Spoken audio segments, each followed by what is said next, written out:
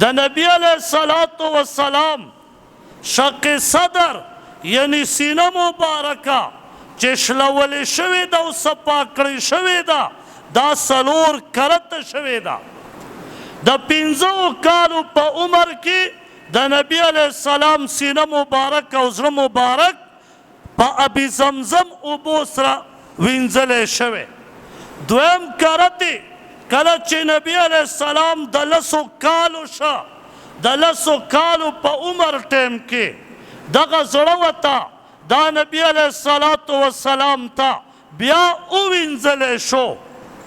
ولې د 10 کالو ماشوم چې شي د دغه لوبې ډېرې زیاتې خوښې وي نبی علیہ الصلوۃ والسلام ته په دغه ټیم کې بیا وویند چې چرته لخ و لعب کې نبی علیہ السلام د ماشومانو سره نه وي. کله چې په 40 کال نبوت ورته میلاویږي په غار حرا کې نبی علیہ الصلوۃ والسلام ته د 40 کالو عمر کې نبی علیہ السلام سینه مبارکه اوشلولی شوه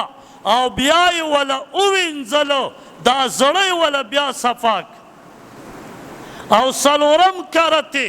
کله چې نبی علیہ السلام معراج ته ځي د الله دیدار کوي د کعبې مبارکې سره هلته نبی علیہ الصلوۃ والسلام ته هغه سینه مبارکه بیا اوشلولی شوه او بیا یې ورته ووینځه ځکه نبی علیہ الصلوۃ والسلام معراج ته ځي الله وله بیا دغه سینه مبارکه ووینځله او هر کرته چې وینځلی کېږي مسلمانه د ابي زمزم په اوبو باندې